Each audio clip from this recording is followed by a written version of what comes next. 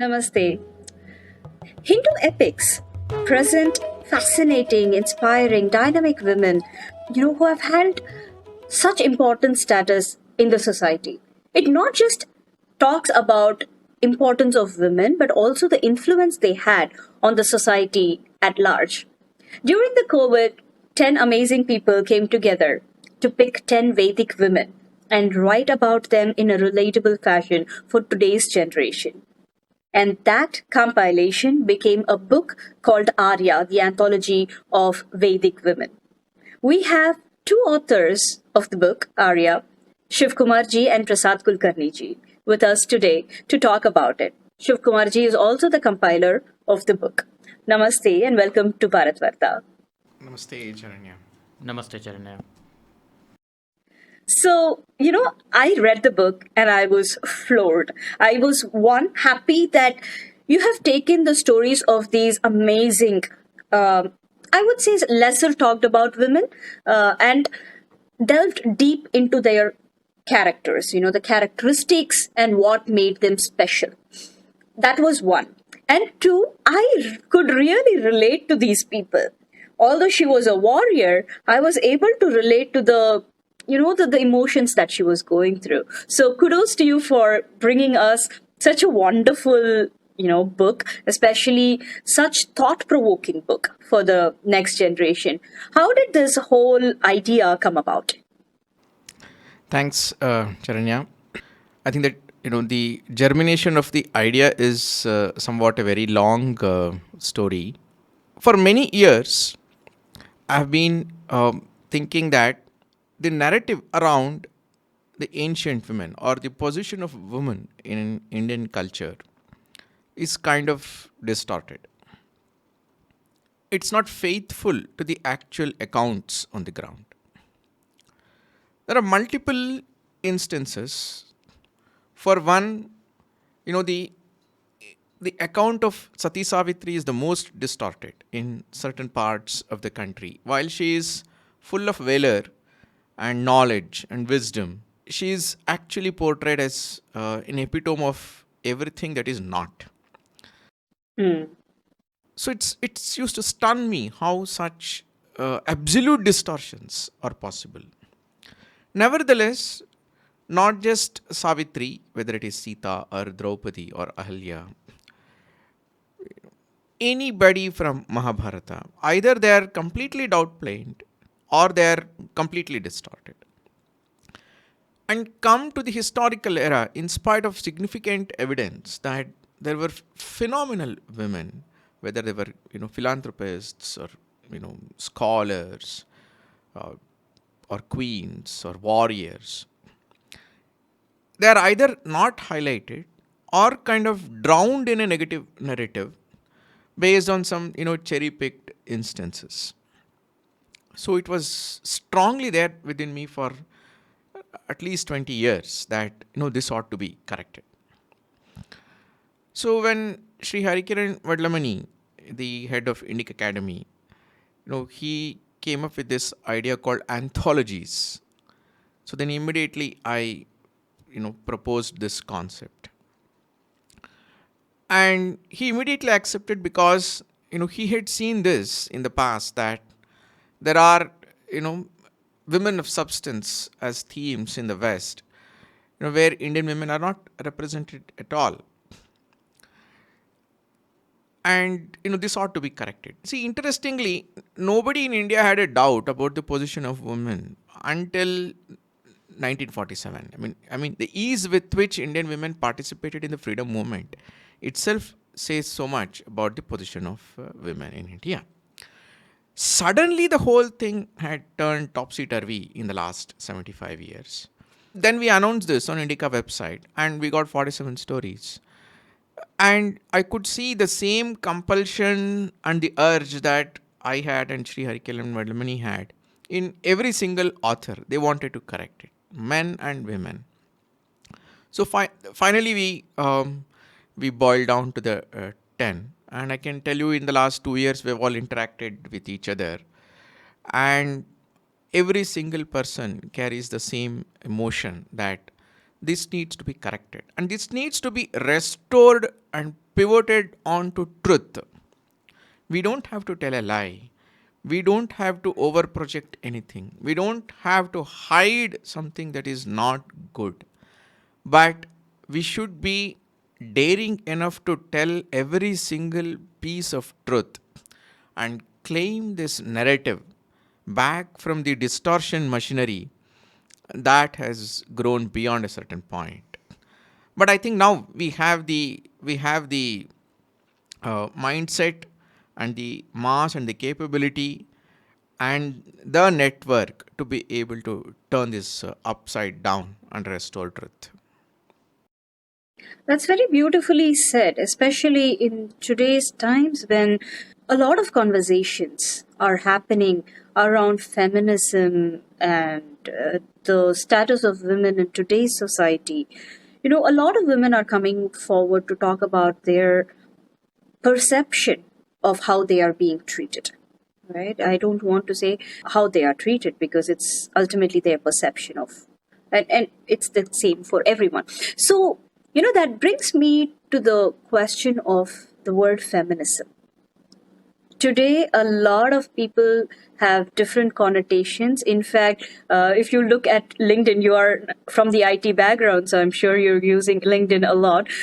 If you see putting yourself as a feminist there, calling yourself as a feminist, is a big deal.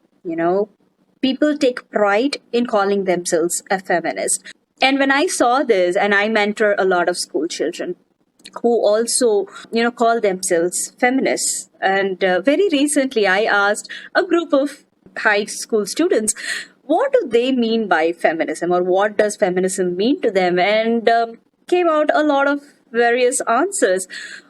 To me, they were not against whatever we have read in the scriptures. Whatever they said, whatever the word they used to describe feminism or the meaning of feminism to them, it was all, I was able to relate to some women character in the scriptures or Indian history, and I was able to tell them. And they were mind blown by it. How do you look at this recent trend of feminism? Is that anything different? That's a very important and a good question. It's a highly relevant question because this is the conversation that we need with our people.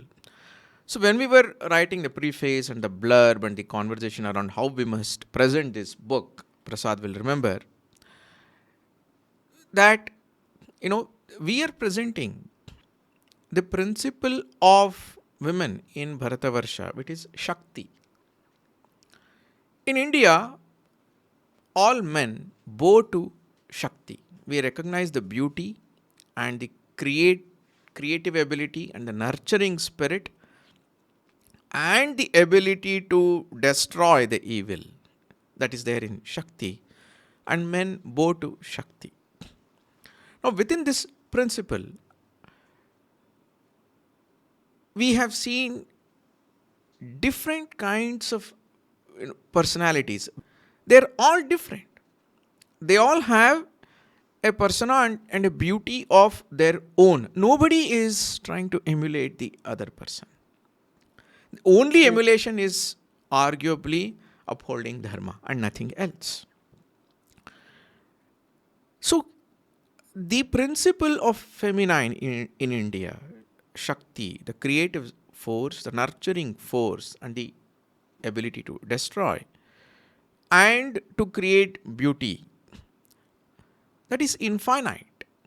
That is the most, Right. Emancipatory feminism that is possible, and for which we probably don't even need that word. When we have our own, beautiful term of Shakti, we will not need a new term at all. Now, what has happened is that in the West, it was necessary for them to step into this because women had no education until early 20th century. They were not let into the universities. They could not play a prominent role in the public life. Whereas in India, through and through our civilization, women have been anchoring the house and innumerable number of instances of women anchoring roles in the public space. And more so because in our civilization, the house was also the, you know, center of all their public activities too. Most of the professions were running from the house. The grihastha was everything, due to which Correct. women naturally participated. And there is historic evidence to it. Just last week, there is an inscription that has been found that King Pulikeshi of 7th century, his daughter was a Sanskrit poetess, and his daughter-in-law was already known to be a Sanskrit poetess. And is not even there. I mean, it goes all the way, into history. If you go to Chandraketu Ghar, which is a Bengal place where art has been found from the Shunga period to the Gupta period, 200 BC to 500 AD, you will see terracotta images of women being warriors, hunting elephants, hunting, animals, all women Correct. troop, and and the bonhomie between the man and the woman there is, it's almost the 20th century bonhomie that we see. So this is, Shakti, this is how women have been and have shaped this civilization. And that is what we want to present to the upcoming generations, that for role models, for a beautiful image of a woman, for a harmonious relationship between the man and the woman, we don't have to look elsewhere. It is right here, because there were problems in the rest of the world. We don't have to force our civilization also into those problems. Right. That brings me to another question. You beautifully narrated, even the divinity in our civilization. For example, we worship Parvati as Gauri and also Kali. And that's the beauty. And that is the kind of women that we see. Although the cliched memes and everything portray women as, being this Kali towards husband and Gauri towards, parents or whatever. But the fact of the matter is, women are humans and we have shades of emotions at different times. And as you beautifully said, we women have been charioteers, when today, there is a section of society in the world who are, still fighting to drive a car in their own country, right? But we've had charioteers in the ancient times, and they've been very good at it. We've had warriors. We've had mothers who have taken their babies to the warfield. There have been mothers who have sent their teenagers to the warfield with amazing messages. And you ended saying, the relationship between man and woman, which caught my eye. So, Prasadji, this question is for you. Our scriptures, or at least my understanding from what little I have read, do not compare man and woman. Because when you compare them, subtly you're saying that they are equals and you're trying to compare them to say who is better. But I personally don't think we are equals, because we have very different skill sets which complement each other, which is necessary to run a family, the world, the society at large. How do you look at the man equals women fad, or the line of thought that people get into these days? And how would you combat that with the story that you have written? Well, this man equals women. It comes from a psychology that nurtures conflict. West generally sees things when they narrate stories, when they look into human emotions. They are like, everything is a conflict, and that's where things come from. Man equals women. We should compare them. Whereas Indian philosophy, although there is conflict, but we have a bigger sense of harmony, where men and women complement each other. That's how we have seen this aspect of life. So that's my take on it. On it. Very interesting, because there are stories in Mahabharata where if we take even Amba and Shikandi, the reincarnation being Shikandi, she is led to fight, and she becomes the cause of the fall of the greatest warrior. And we also see the valorous man Arjuna take on the role of a eunuch and be in the court of women trying to teach the king of Viratha's daughter to dance. So there is no, or at least, again, correct me if I'm wrong, I do not see any conflict in that. One, two is, nowhere is it really portrayed as a demeaning thing for that character, or the thought of someone. In fact, it is praised because Arjuna is being smart about his choice to be to become a eunuch, because he can cover himself, he can disguise really well. It's actually appreciated in the way it is written. Why and where do you think that that conflict started in our society? I think this conflict, as the individuality grew, anchoring a civilization on purely on individuality certainly will create conflict. Escalation of conflict, this conflict is definitely a consequence of modern emphasis on individuality. And the modern emphasis on individuality has gradually shifted towards individualism. Otherwise, if you look at our history, no two women is the same. And as many women, you will find them fascinating as there are heroes. So without pressing the accelerator of individualism, the culture of the civilization has created scope for enough individuality. Okay, if I may just ask you to define individuality and individualism for our viewers, please. India has been a community oriented society. Community is supreme, at least until the modern times. Modernity anchors on the supremacy of the individual, and the community is subservient to the individual. There, the perspective is that the community is limiting the individual. Individual's growth is curtailed by the community, and it becomes tyrannical, which is how the things were in the West, no doubt about that. Due to which, modernity, when it released itself from the shackles of the past, the liberty, the liberal atheism of the West anchors itself on individuality, becoming individualism.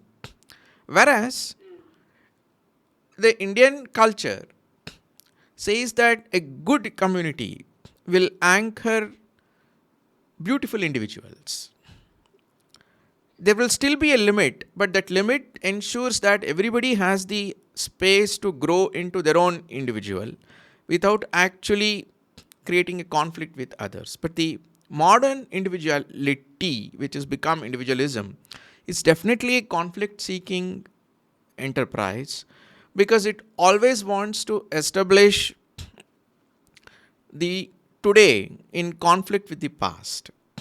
There is this necessity to break away from the past for every individual, which itself creates that conflict. So the individualism of the modern times, as it has stepped into India, we see that diversity of personalities is also reducing. It's interesting to see that it forces all men and women to be the same in the pursuit of equality and individuality, so that beauty is also already sacrificed.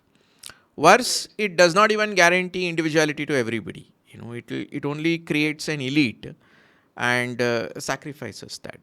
Whereas as you can see in all the 10 stories that we have, Chitrangada is different from Damayanti, and Nala bows to Damayanti. And Nala is, the most sensitive man in the tradition, in the way, if you leave Sri Rama, you can see that women appreciating men in our tradition, they all have certain characteristics. Bhima may be full of valor, but he bows his head in front of Draupadi. And Draupadi is full of anger. Yudhishthira does not even, speak once in a raised voice. So you will see that in the tradition, all men around, great women, they have a certain unique characteristic, of themselves, which in many ways, I think, one is complementing that actually needs to be the role model for men also of our time. So here in this book, we are not just portraying, the role models from the tradition for women in current times. We are also presenting the role models for men, such as Arjuna and Nala, and so on and so forth.